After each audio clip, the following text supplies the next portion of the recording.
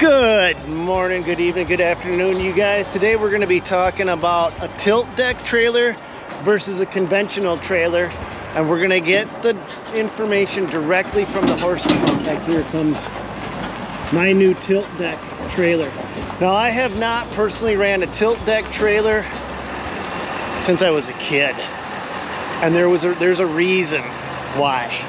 Because back when I was a kid, you got to realize it was black and white TVs and computers weren't even a thing.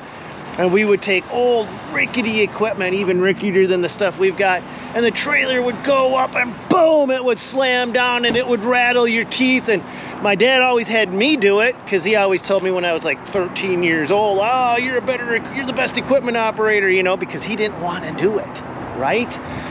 Well, is a trailer like this a good option, a viable option? Some of you guys have experience. I want to hear from you. Or do we go with a conventional trailer? And we're going to talk directly with Jacob from Diamond C. How you doing, Jacob? Man, I'm good. Long trip. He just came up from Texas. Do you drive all the way through? Because you look like you did. You look a little tired. We stopped last night in Des Moines.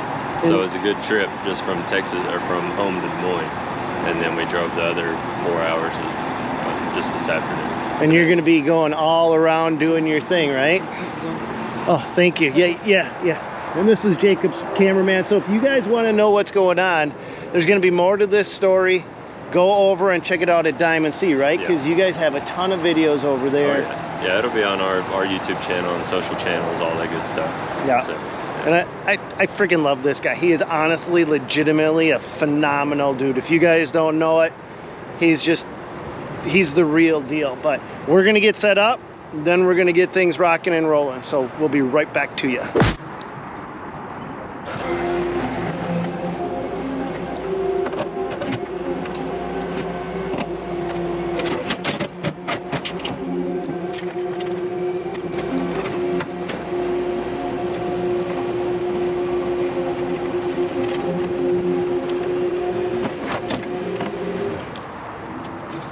So walk us through this one. So this is basically the twin to the one we built and got from you last year, right? Twin, as far as the length of it is exactly the same, 20 feet and 20 feet. Then obviously the orange, the size of the capacity of the axles is the same. You got the lid up front, and the tie down system, that's all very much the same. Few subtle differences, like this one is spring suspension versus torsion, drum brakes versus disc brakes, and then this one has a hydraulic jack versus a standard jack. So some things for you to be able to kind of contrast and say, hey, you know what, I really think that, you know, for what I do, I like the drum brakes better, or whatever, you know, just to kind of give you the these are the two most popular ways that trailers are set up. Okay. And so anyways, but the functionality is the big difference. I mean, you got tilt versus ramps, and that's the TBD, whether you like which one better. So if a guy doesn't know any better, and he hasn't had, like I was telling off camera, I'm not a big tilt deck fan. Yeah. I've never been a tilt deck fan because my trailer was from the 60s. If I was lucky, I think it may have been from the 50s. Yeah. Back when I was a kid growing up, and the trailer would go up, and it would slam down, and it would rattle your teeth, and my dad wouldn't even do it. He put his son up there because I was the equipment operator. You know, I'm 13 years old, you know, and you believe anything your old man tells you at that point. Yep. Have things changed since those days? Oh, for sure. Yeah, I mean, this is it's called a HDT is the name, hydraulic dampened tilt. So it's going to be a cushion tilt. No matter if you're in, you know, the weight of yourself walking up it or a 10,000 pound skid loader, it's still going to just ease over, which is great because it's not slamming down like you were talking about. Okay, so a 10,000 pound loader is going to do it, because I happen to have one that's 9,980 pounds, and by the time you stick my fat butt in there, we're over 10G. Yeah. So we can test that? There's no doubt, yeah. You pull that skid loader up just past the tilt point and it comes down.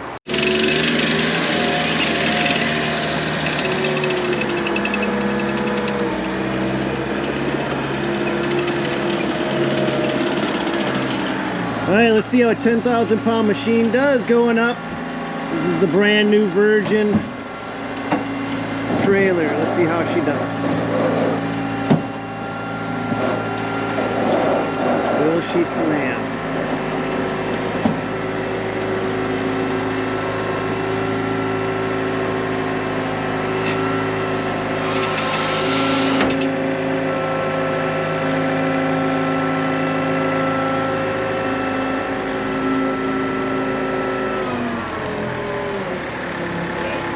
All right, back her off. Take her off. Let's see how she does. Going up's one thing. How's it do going down?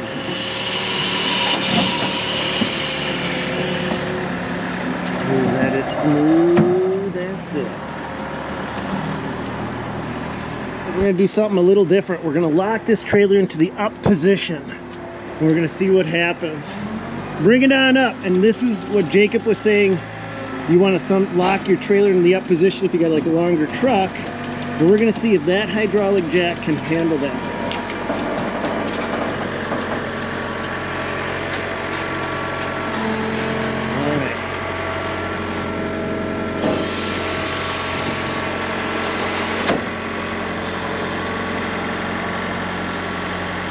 I think I'm starting to get persuaded to like tilt decks better than flat trailers.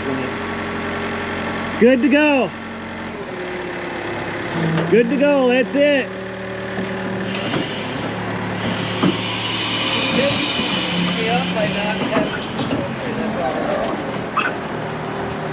And you can haul a second one, like 2 small pieces, but really what guys buy this trailer for is hauling 1 skid loader and maybe using the stationary up front for attachments. They set a bucket there, have forks there, have pallets there, whatever, you know, having that to be a small working area, working deck, and then they're using the tilt as the ramp / area to haul your machine. So I see some fundamental differences out of here right out of the gate. This is a Blackwood deck, is that the right name for it? Blackwood. And this is a Blackwood deck. In your old one, we put in it a prototype composite floor. It is 100% rubber, recycled rubber product, and it was something we were testing and trialing and trying to make work. And while it worked great for your application, in many others, the majority of others, it didn't work as well, especially in the south, because it would get so much warmer during the summer. It would get soft and want to bow between the cross members. Yeah. And we just couldn't put enough, justify the amount of steel it would take to support it.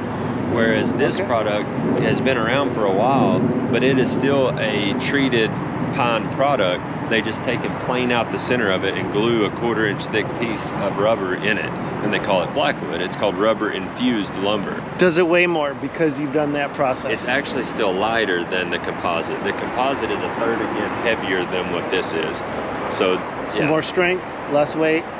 That's why you gone with this. Yeah, and this is tried and true. And that's what another thing we wanted you to be able to kind of see, hey, in the daily work environment where how you're going to use these trailers, how the Blackwood performs. One of the questions we got on Instagram, we said, hey, what questions do you want to see Stanley answer in the future about this trailer?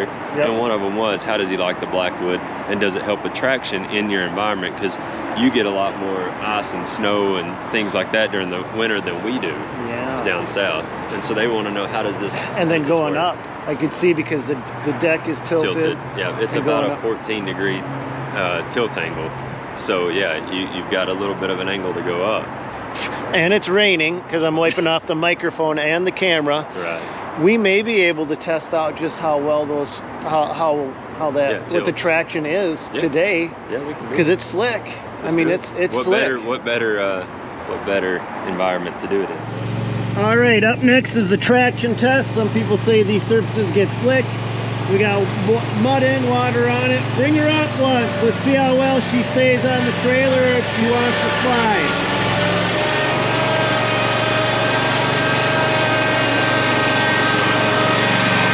All right, down again.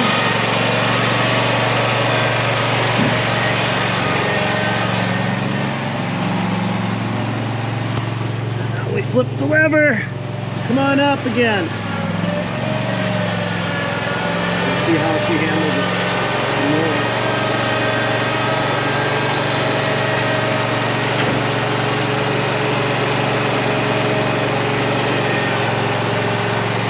No problem. So traction is not an issue.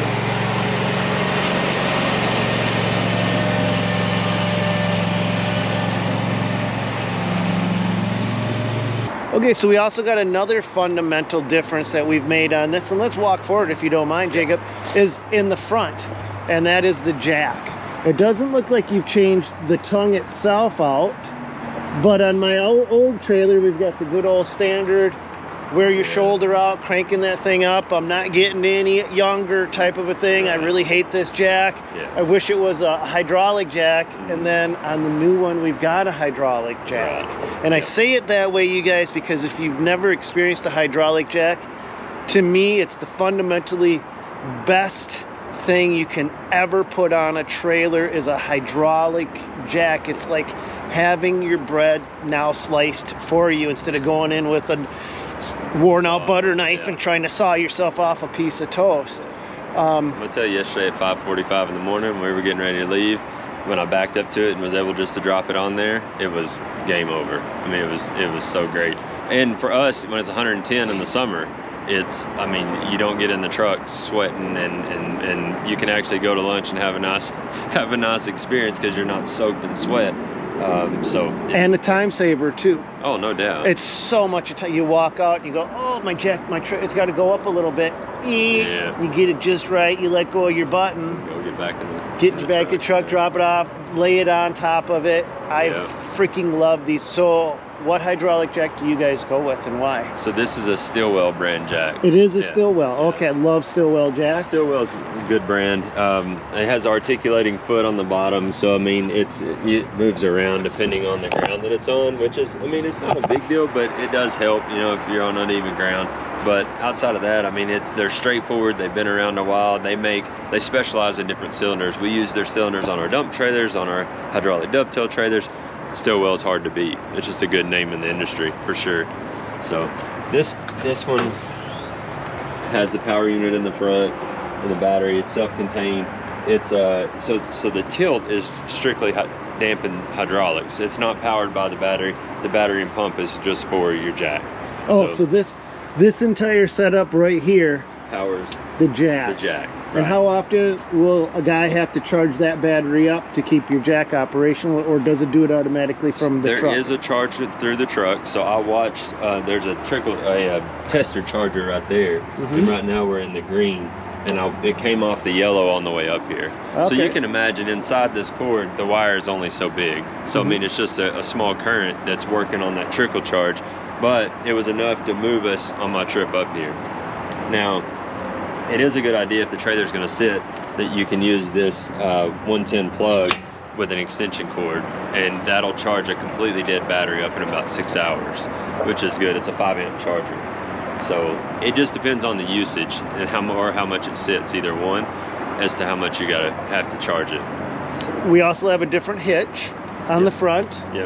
Compared to the. So we've got a 2 5/16 inch ball hitch. And on my old trailer, we've got your standard pintle hitch. Right. So you guys do both. Swap, yeah. Yep. And if you wanted to run, if you prefer pintle. I don't care anymore. No. Okay. Nope. You can do either one. This is what they call a Demco Easy Latch. Okay. So the cool thing is, like when you're, which we can even show. Here, I'll just show you. So to unlatch, you're flipping it up.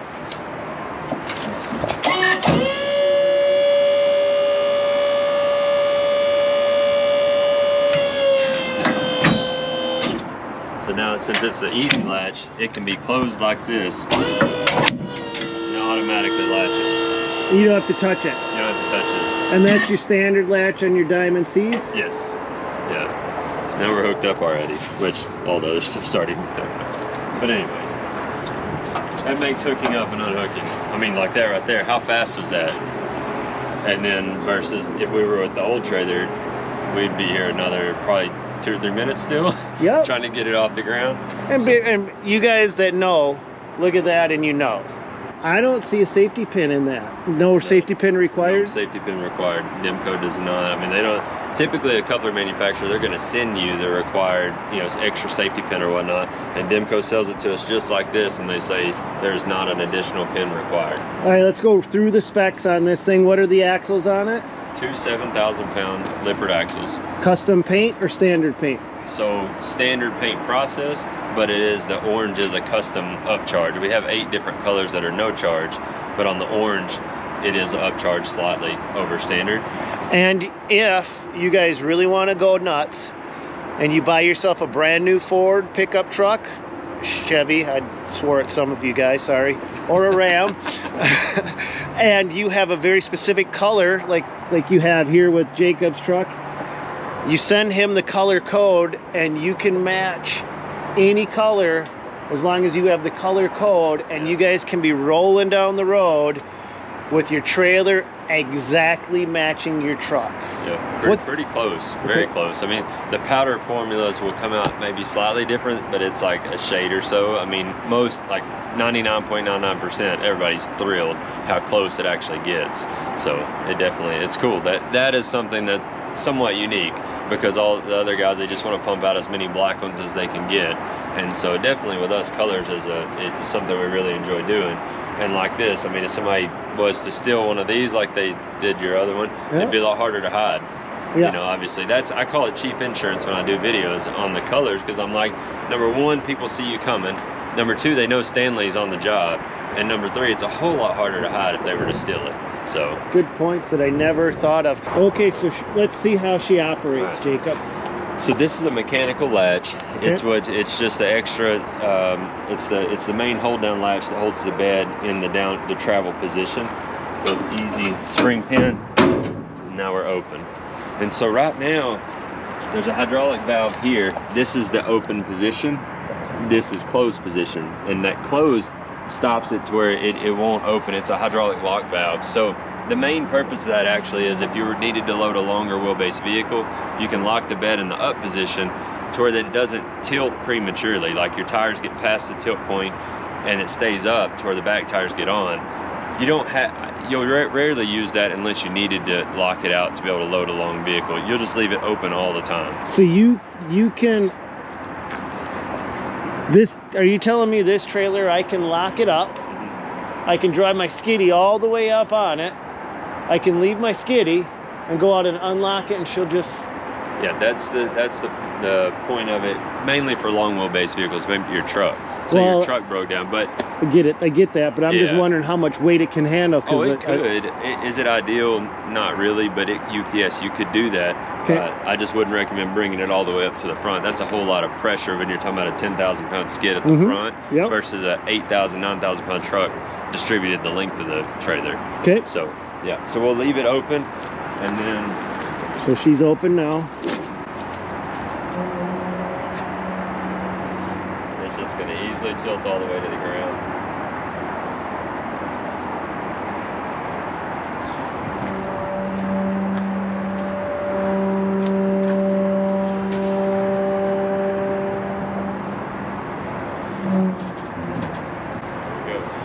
So once she's down like that, if I don't want her tipping, that's all I do? Yep, you hydraulic lock. It keeps the fluid from being able to go back and forth into the reservoir. But I can see where you would say it's not a smart idea to do, because that's not a lift cylinder. That's just the cylinder designed to... It's not made to be a working cylinder, right? It's made to actually just keep the fluid from passing too quick. That way it cushions it when you come down. Okay. So, yeah, for sure. So that's it, and now you would just drive your skid steer just past the tilt point, and she would ease back down, and then you lock it out with the mechanical latch, and you're ready to go. After you chain down. So, but super easy. Huh. I'm already... No ramps flipping, no flipping ramps, nothing. No flipping ramps. No flipping ramps. I mean, I love your max ramps, don't get me wrong, but that looks a whole lot easier. Yeah, I mean, that's like next level easy almost. It's smooth, for sure. Huh. Big fat storage box up front. Brian asked if you were going to get in this one too. But he wants me to crawl. That last one I crawled in, and my wife had second thoughts on letting me out. Can you put fork pockets on a trailer like this? You can, yeah. We didn't put them on this one, but you can. Okay. Yeah. Very similar to the same thing you have going on in this one. It has them in the side. The guys love that. You ever use them? Oh, God. I made a mistake. I should have put them on this trailer. Oh my God. The guys freaking love these fork pockets. I would say that's another one if you got a chance to do it. So where would you put the fork pockets on something like this? You'd flip to the driver's side, and they would come in this side just like it does on this one. Okay. Yeah, they would go in the stationary deck part. Up in here? Okay. Yeah. Okay. Yeah. So like I said, the difference is suspension. You know, this is a standard spring suspension, has the equalizer in the middle. The difference on this one is torsion. which is like a rubber band, you know, arm basically, is how the hub rides on a rubber arm. And so they act kind of independently versus these have to work in tandem with the equalizer. So I'd be interested to know, once you get to pull both, how do you think? Do you think that the torsion actually rides smoother than the spring, or can you even tell a difference about the two? Okay, that'll be interesting, because this has been the smoothest riding trailer. Okay, so it's been about a month since I filmed that video with Jacob, and I really wanted to put this trailer to use before I started to talk about what I've noticed with it. Now, this trailer was supposed to go out to the crew. We need a second equipment trailer in the company, but I also need an equipment trailer in the company, and this trailer is not going to go out to the crew. I think this is maybe the nicest equipment trailer that I've ever ran in my life, and that includes over the other Diamond C trailer. The suspension, it doesn't make a difference which one you get. They're both just smooth as butter. I like the braking system on this one better than on my other. That's got hydraulic brakes. This has drum. I like this much better. The jack, the Demco hitch. This does have a safety pin. I still can't get over that. Not needing a safety pin. That kind of throws me for a loop. But I'll just show you some of the stuff I've been hauling, because I actually have been putting it to the test. I hauled this 10,000 pound mini excavator back from Wisconsin on it, and at one point I was just kind of relaxing, listening to the music, and I forgot I was hauling that mini X behind me, and this is only a 3/4 ton truck. Greasable hubs versus an oil bath hub. What do you use and why? So from the small axles, like a 3500 up to a 7K, is all grease, and then from 8K up is oil. And why is because we rely on the professionals who build the axles. Lippert, that's what they do. And so, there is some science behind it. I don't know exactly, but there's some science behind, like, revolutions, the size of the hub, the oil cavity, what makes sense for those size axles. Or else they would use grease all the way up, or they would use oil down low as well. So they, at that split, when the hub gets bigger at the 8K level, that's when they go to oil. Okay. So how often, since this is a greasable hub, how often should we be greasing that? Depends on mileage. I mean, if you run quite a few miles, I mean, you need to be greasing them probably once every 6 months, depending on the mileage, and could be once every year. It just really depends. How often do you grease them? We've been greasing them quite a bit. They just get hot, you know. Yeah. So I don't know, like, Tim what the freaking worries about everything. He'll be like, "Oh my," you know, like where you can't hold your hand on them. Yeah. You know, it gets that hot, and you know. Guys will feel like, hey, these things, I can't touch them. It's way too hot. And so we went to Lippert not too long ago and asked them to draft us a paper that shows, what is acceptable hub temperatures, and an acceptable range is up to 400 degrees, and anything north of 400, then you can start to have seals being baked and grease being overcooked and things. That's if you touched a 400 degree. So I mean, that's cook your skin so off. even 200 degrees. I mean, it's going to feel super hot, right? Yeah. And so so nothing to worry about there. No. But you do, like, on a boat trailer or something, you get that. I mean, that's when you start having some issues. Yeah. Well, a lot of it is braking friction. If you've been, the more you brake, the hotter the hub gets, and so you'll have spikes in temperature. It'll come right back down, and so it'll be the same. When I was on the way up here yesterday, these are drum brakes, and when we left Diamond C, I knew I had to burnish them in, because drum brakes come with a glaze on the shoe that you have to, after brake cycles, it burns that glaze off. They call it burnishing. And so you have to cycle it and cycle it and cycle it over, depending, could be 50 miles. I mean, it took me several hours since I was running on the interstate to get the brakes burnished in. And then you notice I had my brake controller set at like 9 or 10, and then I had to really start backing it down because they started grabbing harder. And so anyways, and then I ended up with my brake control set on like 3.5. So anyways.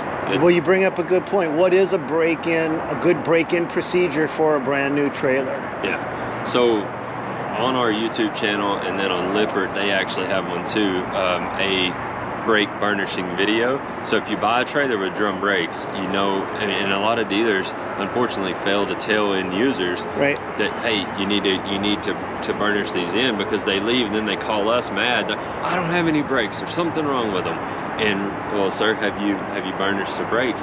Well, what does that mean? And so it's like, oh yeah, you need to stop, get kind of on a side road, and then it's could take 20 to 30 like hard braking revolutions, and you start feeling the brakes get stronger and stronger and stronger. And like I was saying, it's burning that glaze off that's on the shoe. It's pushing it out against the hub, and that friction is burning off that glaze. And so finally the real fibers of the brake shoe actually start being able to engage the hub like they're supposed to. And so yeah, it's kind of more or less slipping until finally it burns that off, and then it's actually able to engage. So, but yeah, that's really the only break-in. Like if I was selling you a trailer, which I'm delivering this one, that's all I would tell you, which I've already done that for you because I drove it 1,000 miles up here. Mhm. But actually break in other than that, there's really nothing to break in. And so anybody that buys a bright orange tilt deck Diamond C trailer, you'll deliver anywhere in the United States? For a small fee. All right. Well, I want to say a big thanks to Jacob for bringing this up. Yes, sir. Big thanks for walking us through all of the variances between a tilt deck and a standard ramp trailer, when you would want one, when you would want the other one. And now it's your turn. You guys tell me in the comments down below, do you tilt deck it? Do you ramp it? What do you do? And if you guys want more information, Jacob, can we send them to your website? Because you got a YouTube channel. He's got a phenomenal amount of information out there. Where would guys find out more information? Yeah, so on DiamondC.com we have something called the Learning Center. It's a wealth of knowledge there, all kinds of different articles about tilts and ramps and axle sizes and brakes and air rods and all these different things. Learn more about the company as well. That's a great place to go. Or on our YouTube channel, we've got hundreds of videos that we've done doing the same thing, discussing options and models and all the cultural stuff at Diamond C, everything. And you can custom build your trailer on your website, correct? Yeah, you can go on, like I built this trailer on our website. Everything about this, like I started with the base HDT and I added the color and the length and the blackwood and the fenders and all the things, did it right there. And so an end user would do that and then be able to submit it to up to 3 different dealers for a quote. Or there is a dealer inventory button there where you can find the inventory nearest to you. Oh. So, which is pretty cool. So you don't have to wait then. Stock. Yeah, if you're one, there's 2 different customers. There's the one who wants to have a say and build their own, and the one that just wants to go buy it now. So we give you both of those avenues. All right.